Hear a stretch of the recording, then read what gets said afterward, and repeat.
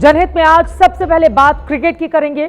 वैसे तो क्रिकेट एक खेल है, लेकिन जब खेल है उसमें मान सम्मान, आस्था, संवेदनाएं, देशभक्ति सब जुड़ जाती हैं तो फिर ये खेल नहीं बल्कि धर्म बन जाता है। और धर्म बहुत संवेदनशील मामला होता है। भारत ने पाकिस्तान पर जीत की हैट्रिक लगाते हुए कल रात दुबई में एशिया कप जीत लिया। पाकिस्तान को फाइनल में हरा दिया और मैदान फतह कर लिया। फाइनल मुकाबला जैसा होना चाहिए था बिल्कुल वैसा ही रहा। सांसें थाम देने वाला, दिल की धड़कनें बढ़ाने वाला, एक एक बॉल पर उत्साह या उदासी लाने वाला। कांटे के इस मुकाबले में टीम इंडिया ने पाकिस्तान को रौंद कर रख दिया। 14 सितंबर, 21 सितंबर और फिर 28 सितंबर। ये तीनों जीत बिल्कुल वैसी ही रही जैसे 7 मई, 8 और 9 मई की रात वाली बमबारी।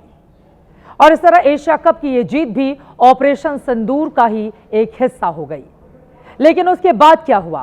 क्या किसी ने कप्तान सूर्य कुमार यादव के दोनों हाथों से ट्रॉफी को उठाए हुए कोई तस्वीर देखी?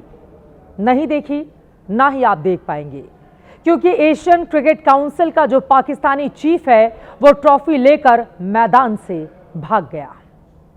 जो बच्चे क्रिकेट खेलते हैं वो ध्यान से सुने, क्योंकि क्रिकेट तो उनके पापा ने भी खेला होगा, मगर ये किस्सा आपको सुनाया नहीं होगा। आज तो हर बच्चे के पास अपना क्रिकेट किट है, लेकिन पहले ऐसा नहीं था।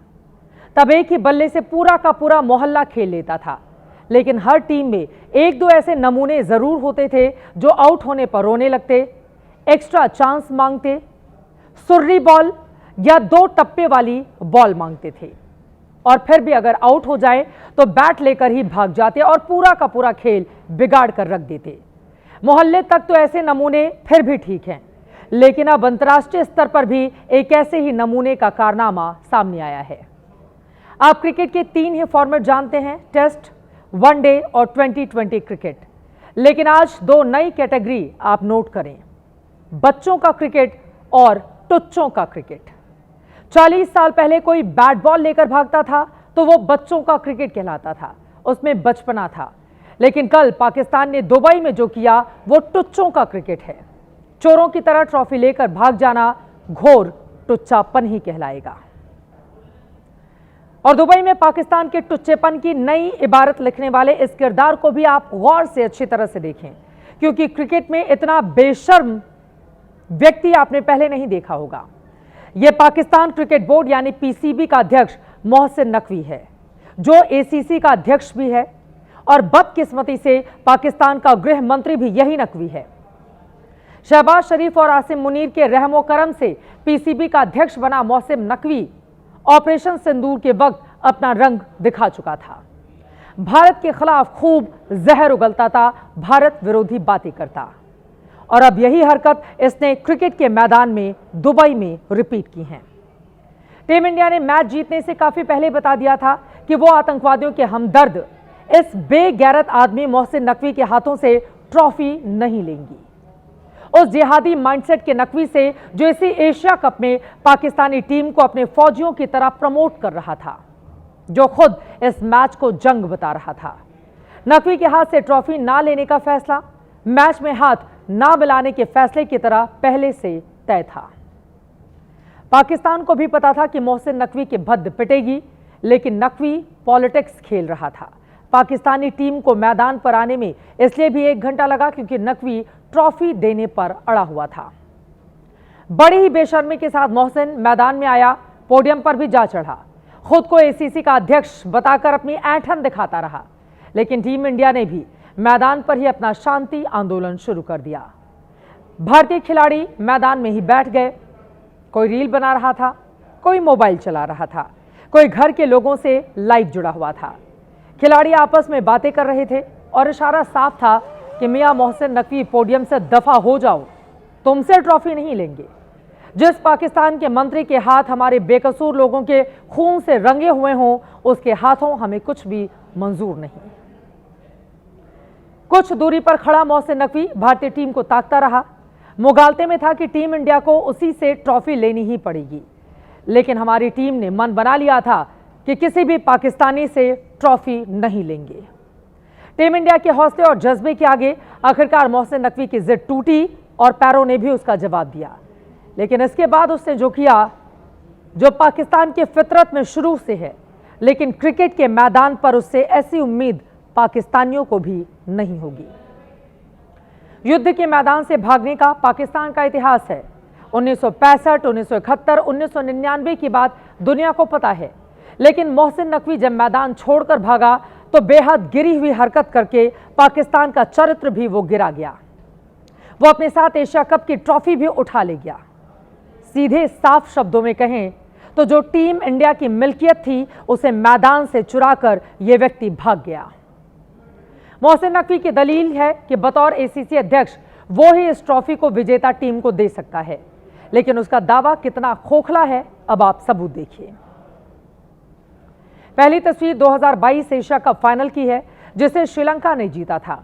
तब एशियन क्रिकेट काउंसिल के अध्यक्ष जय शाह थे। फाइनल श्रीलंका और पाकिस्तान के बीच था। जय शाह नहीं गए और ट्रॉफी दूसरे अधिकारियों ने विजेता टीम को दी। यानी एसीसी का अध्यक्ष ट्रॉफी देगा, ऐसा कोई नियम, कोई बंदिश नहीं है। इसलिए जब भारत का स्टैंड पहले से साफ था तो फिर मोहसिन बेशर्मी आखिर क्यों दिखाता रहा। मोहसिन नकवी चोरों की तरह ट्रॉफी लेकर भागा, लेकिन टीम इंडिया ने जश्न में कोई कोर कसर, कोई कमी नहीं छोड़ी। नकवी के 9-2-11 होते ही भारतीय टीम पोडियम पर चढ़ी और उसके बाद उसने विक्ट्री पोज दिया। भारतीय टीम ने काल्पनिक ट्रॉफी ही हवा में लहराई और उसी जोश के साथ जश्न मनाया जैसे हाथ में ट्रॉफी हो।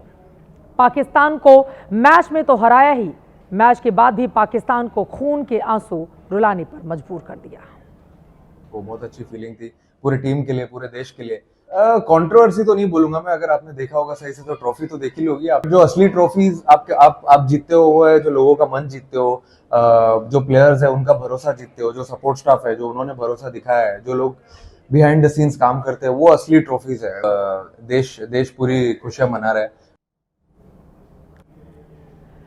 युद्ध का मैदान हो या फिर खेल का मैदान, जीत बड़ी होती है ना कि इनाम। और जब देश का कप्तान खुद फ्रंट फुट पर बैटिंग कर रहा हो तो जीत का हौसला अपने आप जुट जाता है। ये मेरे नहीं, भारतीय टीम के कप्तान सूर्य कुमार यादव के शब्द हैं। एशिया कप जीतने के बाद सूर्य कुमार ने क्या कहा और देश के किस कप्तान की बात कही, उन्हीं से सुनिएगा।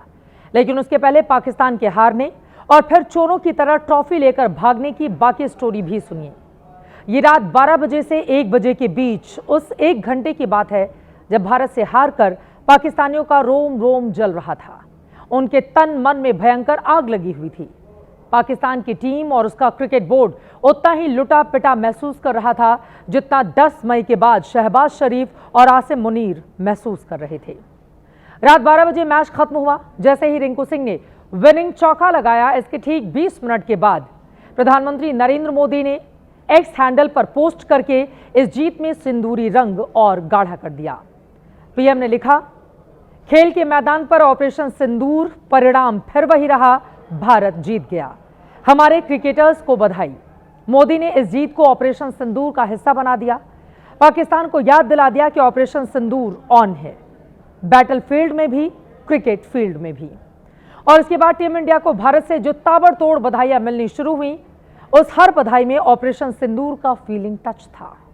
युद्ध जीतने जैसी खुशी थी। गृह मंत्री अमित शाह ने लिखा, एक अद्भुत जीत, हमारे लड़कों की जबरदस्त ऊर्जा ने प्रतिद्वंद्वियों को एक बार फिर धूल चटा दी। भारत का जीतना तय है, चाहे कोई भी मैदान हो। विदेश मंत्री एस जयशंकर ने लिखा, एशिया कप जीतने पर टीम इंडिया को बधाई, नया भारत कमाल कर रहा है। यूपी के सीएम योगी आदित्यनाथ ने भी मैदान को कोट अनकोट करके लिखा, मैदान कोई भी हो, विजय सदा भारत की ही होगी। भारतीय क्रिकेट टीम के हर खिलाड़ी का हार्दिक अभिनंदन, जय हिंद। हो सकता है इस वजह से भी पाकिस्तान की टीम कलेजे पर पत्थर रखकर बैठी रही हो और इसी वजह से उसे मैच सेरेमनी के लिए मैदान पर लौटने में 1 घंटे लगे हों। अब सुनिए कप्तान सूर्य कुमार यादव को, जो चैंपियन बनकर भी बिना ट्रॉफी लिए भारत लौटेंगे।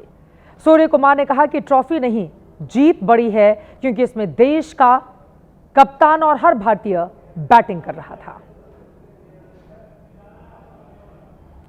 एशिया कप में शानदार जीत के बाद वतन लौट रहे टीम इंडिया के खिलाड़ी हैदराबाद में जब तिलक वर्मा एयरपोर्ट से बाहर निकले तो उनके स्वागत के लिए फैंस का हुजूम उमड़ पड़ा।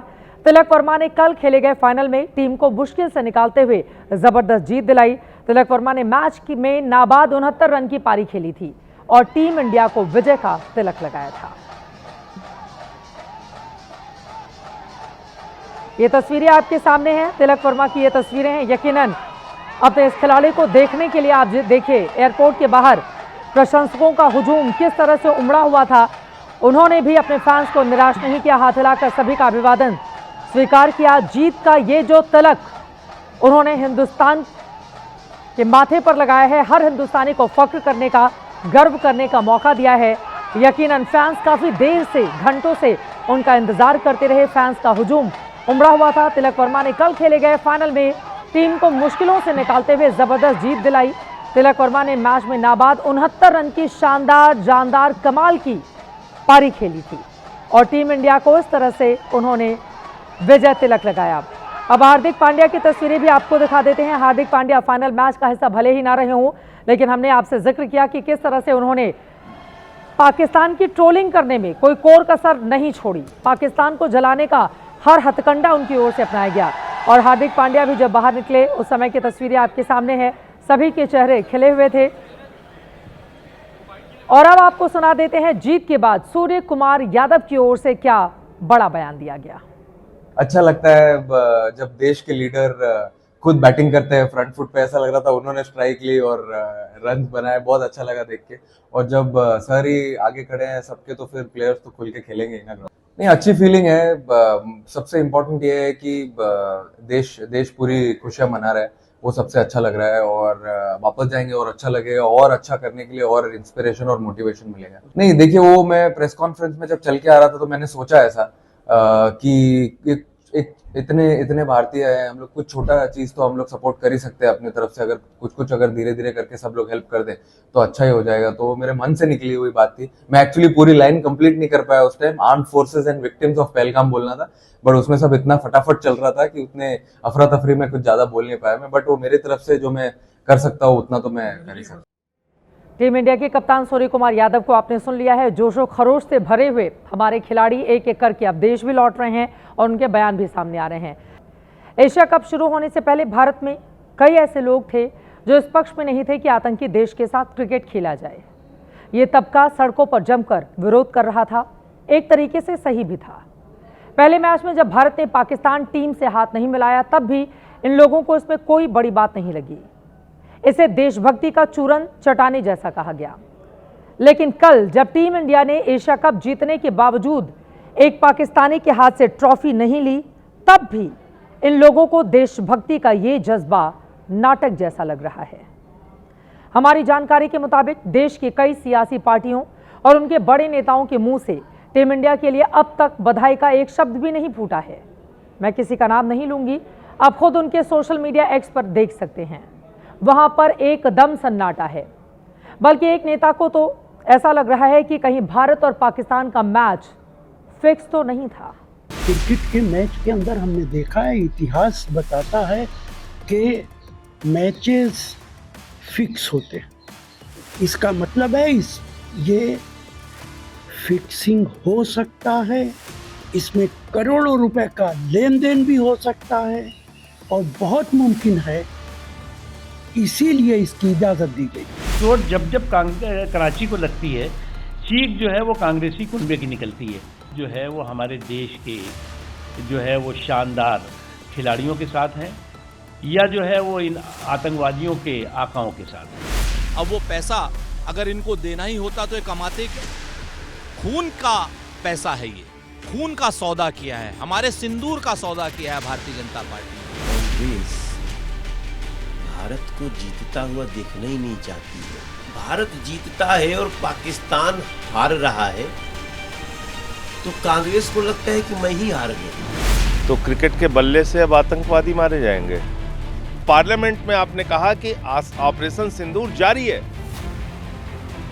तो क्रिकेट खेल के आप ऑपरेशन सिंदूर जारी रख रहे हैं। युद्ध करके पाकिस्तान का नामो निशान मिटाने की बात कर रहे थे, पाकिस्तान में घुस कर मारेंगे, लेकिन फिर सीज फायर क्यों किया? ये सारी चीज़ें एक सवाल पैदा करती हैं ना कि एक तरफ हम ये बातें करते हैं, दूसरी तरफ हम क्रिकेट खेलते हैं। देश की राजनीति भी कई बार विचित्र हो जाती है। यह भी तब है जब भारतीय टीम अपनी जीत को पहलगाम के पीड़ितों और हमारी सेना के नाम कर चुकी है। अपनी मैच फीस भी उनके लिए समर्पित कर चुकी है। और अब पाकिस्तान के गृह मंत्री एसीसीबी और पीसीबी के अध्यक्ष मोहसिन नकवी को भी सुन लें, जिनके नाम पर इस वक्त पाकिस्तान ही नहीं बल्कि पूरा जमाना थू थू कर रहा है। एक शेर है जो नकवी के ऊपर मुफीद है, गिरना था जो आपको तो 100 मकाम थे, ये क्या किया कि निगाहों से ही गिर गए। नकवी ने प्रधानमंत्री मोदी की एक्स पोस्ट को ही शेयर करते हुए जो लिखा, वो प्रधानमंत्री नरेंद्र मोदी का पोस्ट जिसे अब तक 31 मिलियन लोग देख चुके हैं। उस पर मोहसिन की ओर से लिखा गया, अगर युद्ध आपके गर्व का पैमाना था तो इतिहास पाकिस्तान के हाथों आपकी अपमानजनक हार का जिक्र पहले ही कर चुका है। कोई भी क्रिकेट मैच इस सच्चाई को नहीं बदल सकता। युद्ध को खेल में घसीटना केवल हताशा को उजागर करता है, खेल भावना का अपमान करता है। यह मोहसिन लिखता है। अब यहां मेरे लिए खुद को उस फिल्मी डायलॉग को रिपीट करने से रोकना मुश्किल होगा कि कौन लोग हैं और ये आते कहां से हैं। मोहसिन नकवी के ऊपर तो चोरी और उस पर सीनाजोरी का नहीं बल्कि चोरी, उस पर भयानक बेशर्मी का मुकदमा बनता है। यह बेशर्म आदमी कहता है कि पाकिस्तान कई बार युद्ध में भारत को हरा चुका है। ऐसा लगता है जैसे रात को भारत से हार का सदमा यह बर्दाश्त नहीं कर पाया और इसीलिए ऐसी झूठी मन गढ़ंत ऊल जुलूल बातें लिख रहा है। और रही बात खेल में युद्ध को घसीटने की, तो एक बार फिर वही तस्वीर आपकी स्क्रीन पर लाते हैं जिसमें नकवी ने अपनी टीम को फौज बताया था। मैदान में AK-47 कौन चला रहा था, तस्वीरें देखिए। बाउंड्री पर खड़े होकर फाइटर जेट कौन गिरा रहा था। और पाकिस्तान को जब भारत ने धूल चटा दी तो मानसिक रूप से बीमार ये व्यक्ति कहानियां गढ़ने में लग गया है। इस खबर के अंत में सूचना भी दे दें कि पाकिस्तान की कुवत नहीं है कि भारत की ट्रॉफी को ज्यादा दिन दबाए बैठे। चोर तो आखिरकार चोर ही होता है और हम सब जानते हैं कि चोरी का अंजाम अंत में क्या होता है। BCCI सूत्रों के मुताबिक एशिया कप ट्रॉफी जल्द ही ACC के दुबई दफ्तर में लाई जाएगी। पाकिस्तान के टुच्चेपन और बेशर्मी की खबर पर आगे जैसे और जानकारी मिलेगी आप तक ABP न्यूज पहुंचाता रहेगा।